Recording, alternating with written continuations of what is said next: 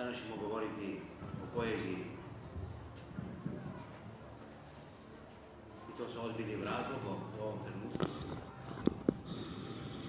i u ovim svečarskim danima, jer na vrednostnoj lestvici najviše se nalazi poezija. Na najnižoj lestvici se nalazi, što je i prirodno, politika.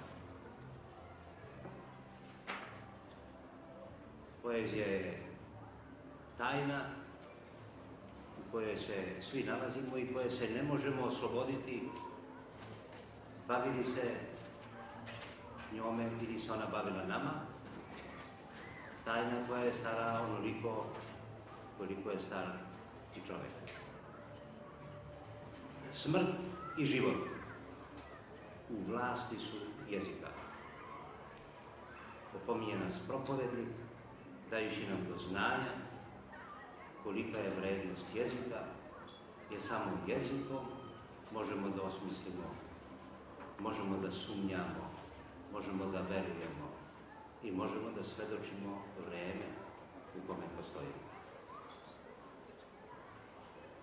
Neki se od vas možda toga sećaju, prelisavajući stare, kako je narod govorio, carostavne knjige,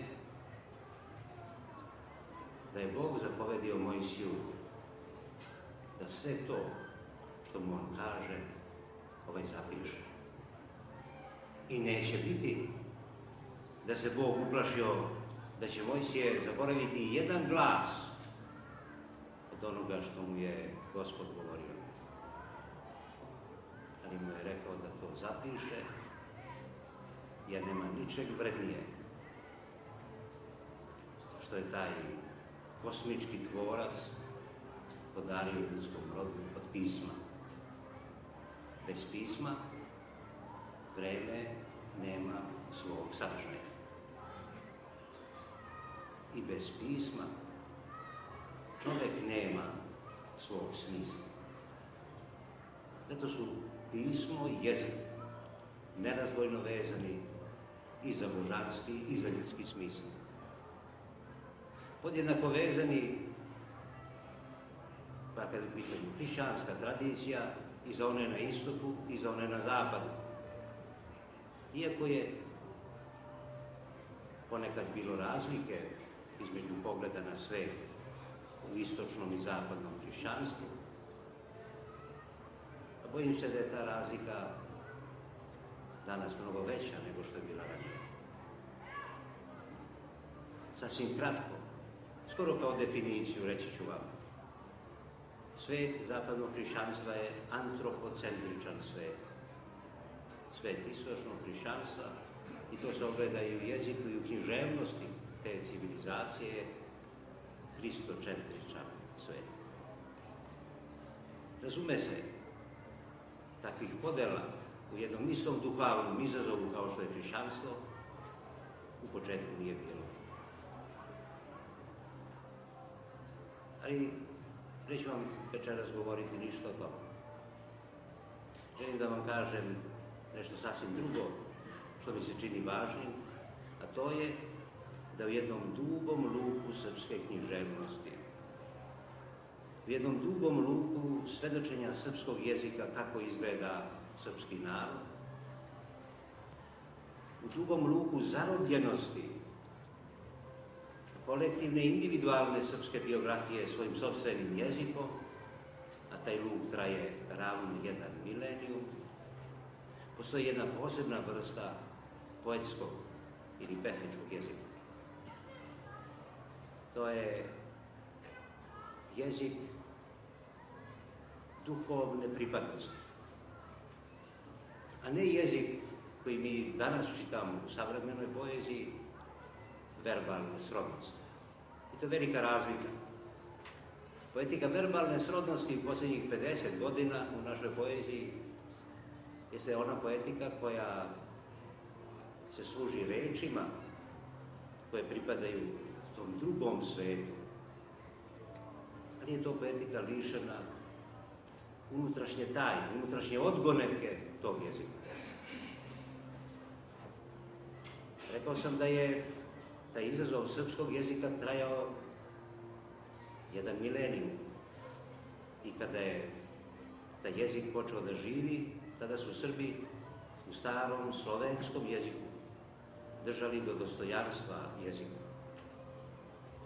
Srbi su razlikovali radnju glagolati, dakle od svakodnevnog govora kojim se mi služimo. I to je jezik koji je danas došao čak i u umetnost. To je jezik koji je došao do savremene poezije. Ali onda, pre 1000 godina, srpski narod je razlikovao i radnju sloviti, bogosloviti, slavosloviti. Dakle, razlikovao je taj sveti, tajni, dostojanstven jezik kojim samo može čovjek da svedoči sebe i Gospodu. Pa čak i onda kada ne veruje, on opet može i jedino može samo jezikom da izražava svoju sumnju. Taj jezik duhovne srodnosti, on putuje kroz sva vremena, on je neograničen. I sve do danas, u okviru hrišćanske tradicije, i sve ono što pripada najvrednijim poetskim ostvarenjima, pripada upravo tom duhovnom izazovu ili poetici duhovne pripadnosti. Sve ono što je najznačajnije pripada tom svetu, ili kako to književni kritičari ili ljudi koji se bave naukom i književnosti imaju običaj da kažu, sve to pripada jednom meta jeziku, jednom meta prostoru, meta vremenu. Šta je to iza vremena? Šta je to iza prostora? Ako ne pitanje o smislu života i smrti, baš onako kako je to propovednik izgovorio, a ja pred vama malo čas ponovio, jer doista i život i smrt su u vlasti jezika. I u jeziku se ogledamo kao što se on ogleda u nama.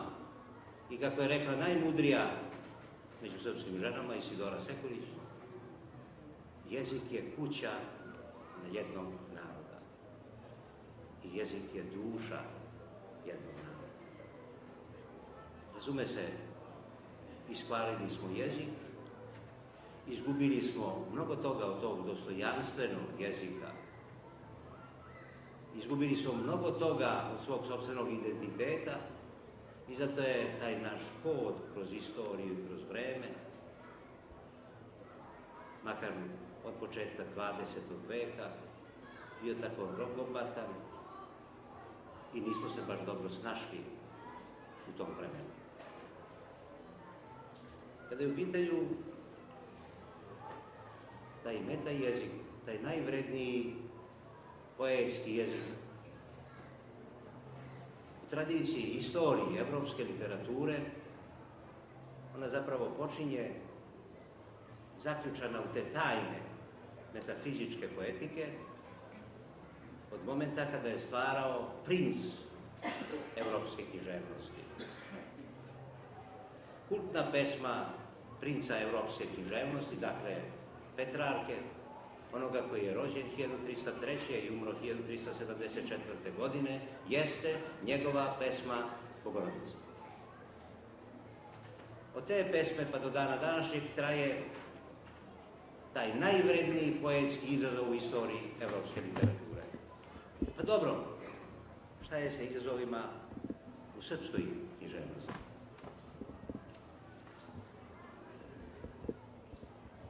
Negde između, bar tako pretpostavljaju oni koji se bave naukom o književnosti, jer kao što znate, prilikom bombardovanja Beograda su uništeni svi autografi, dakle svi originalni zapisi i tekstovi starih srpskih pisaca. Znači, negde otprilike 3 decenije posle Petrarkine smrti, znamo sigurno da je to moralo biti između 1398. godine kada Grigorije Camblak piše jedno slovo o prenosu moštiju Svete Petke, i 1402. godine, kada se odigrala Angorska bitka u kojoj učestvuje despot Stefan Lazarević. Dakle, u tom periodu despot Stefan Lazarević ispisuje jedinstvenu pesmu u srpskoj književnosti. Ispisuje slovo ljubavi. To slovo o ljubavi koje je ispisao despot Stefan Lazarević je ostavilo neizbrisiv pečat i trag na jeziku srpskog naroda. I taj sve duhovne pripadnosti o kome govori slovo o ljubavi despota Stefana će u svakom vremenu naći svoje bratstvo po jeziku. Znači ga skoro do današnjih dana, do Momčila Anastasijevića. Pa evo, čini mi se da ćemo se večeras uveriti i do najmlađih predstavnika srpske književnosti koji se bave ili koji su zarobljeni poezijom. Ali da bome, da želim da naglasim, a mislim da na to imam pravo, obzirom na godine koje sam proveo baveći se literaturom, da vam kažem da je najlepša pesma u istoriji hrišćanske civilizacije. Najbolja u žanrovskom, formalskom, melodijskom smislu i metričkom smislu. Ispisana na srpskom jeziku 1470. godine. To je pesma Bogorodici koja ima 308 stihova, odnosno 77 strofa od po 4 stiha, i ispisao je uz neke druge tekstove, uz tekstove u kojima se bavi razmišljanjem o smrti, Dimitrije Kantaguzin. Dakle, pripadnik jedna od vrlo značajnih porodica Kantaguzina, koji imaju neodvojivo mesto u istoriji srpske kulture, ali sigurno Dimitrije Kantaguzin ostaje najznačajnije ime u staroj srpskoj književnosti, jer sve što je napisao, pisao je na srpskom jeziku. Treba upamtiti taj datum, treba upamtiti naziv pesme i svedočiti taj dan koji je ostao da ga mi ovakvi kakvi jesmo, a ne možemo se baš pohvaliti kakvi smo, otkrivamo s vremena na vreme, otkrivajući sebe i smisao tog božanstvenog, prelepog jezika, dostojanstvenog jezika i misli koji ima Dimitrije Kantaguzin u molitvi Bogorodici, svetoči istinu u životu.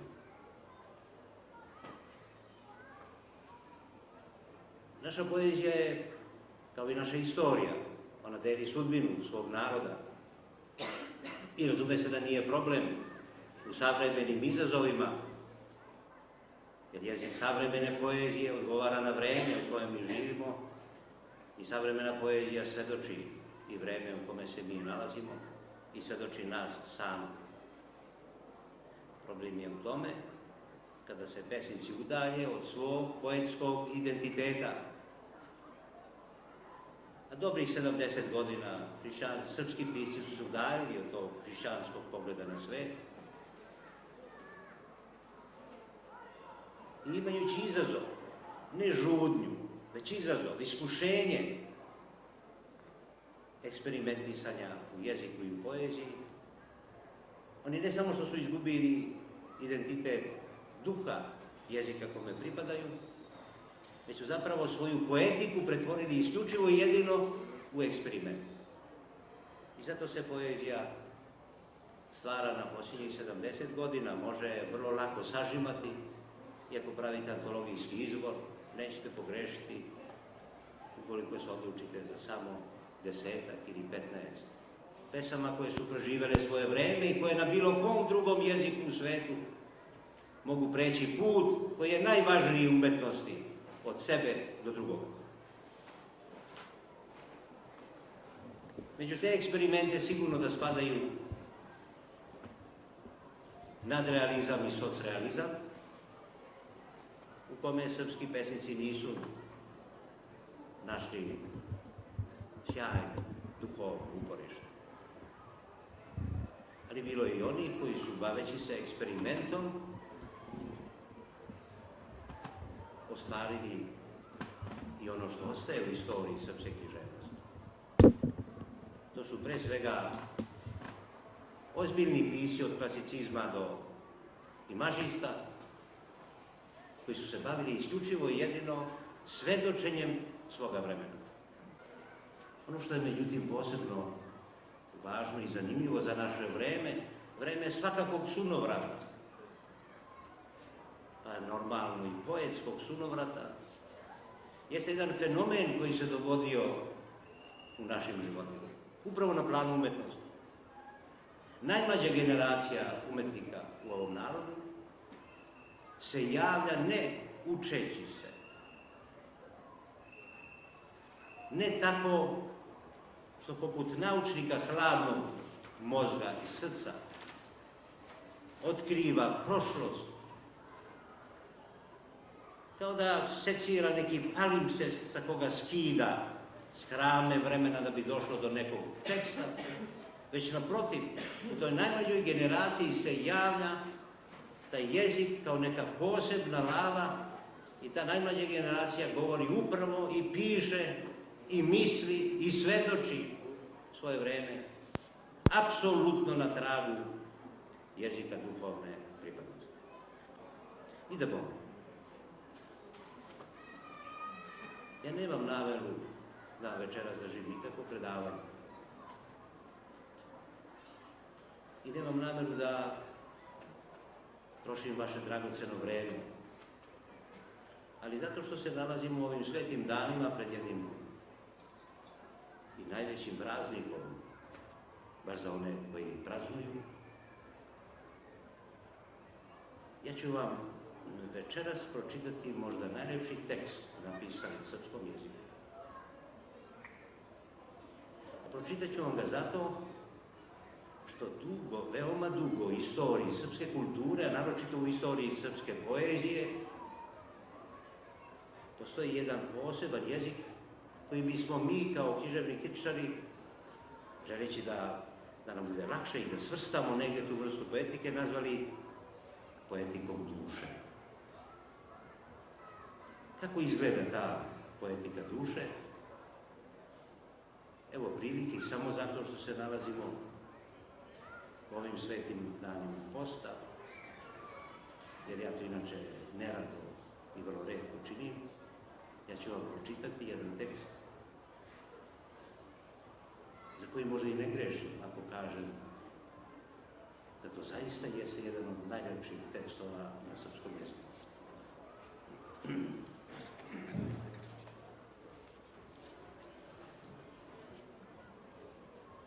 Tebi, draga ženo Izabedo, nisam hteo da te rastužim poznavajući ljubav koju si za mene imala i znajući suze tvoje koje su spremne da se proliju. Ali sada, budući od tebe daleko i Bog zna kada i gde ćemo ponovo biti zajedno, pišem ti svojom vlastitom rukom. Sve stvari Svete Marije na Cetinju s kojima smo pobegli od Turaka hoću da se ove vrate Svetoj Bogorodici kao njena dobra i kao što sam se zavetovao kada sam bio na onome mestu koje ti znaš, ženo moja, gdje si mnoge suze prolila. Stvari crkvene da ćeš njoj, svekolike, bilo od srebra ili od zlata, ili od bakra, ili od kositera, ili od svile, ili ikone, ili svetitelje sa sasudama. Po ovome će ljudi moći poznati pravu ljubav koju si imala prema meni, kad vide da mi ti voliš dušu posle smrti. I sve ono što sam napisao i ono što nisam napisao, bilo iz prošlosti ili bi se s vremenom moglo dogoditi, sve ostavljam u vlasti i potvrđujem neka bude u rukama gospođe Izabete, moje žene, a a pre svega, posle moje smrti, čast svoju, koju će moći čuvati, ako bude htela, sećajući se ljubav. Da bome da vam neću reći ko je autor ove pesme.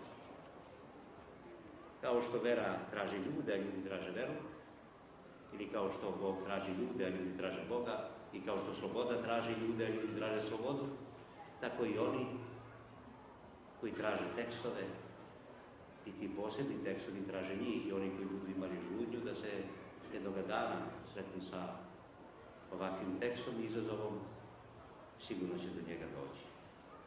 Ali reći vam na kraju nešto što možda može da vam pomogne u razumevanju jezika kojim govorimo i ja i vi. I jezika koji u velikoj familiji evropskih naroda može da se ponosi ostvarenim poetskim rezultatima. Ovaj tekst koji sam vam pročitao ispisan je tačno pre 506 godina. Hvala vam pažnje.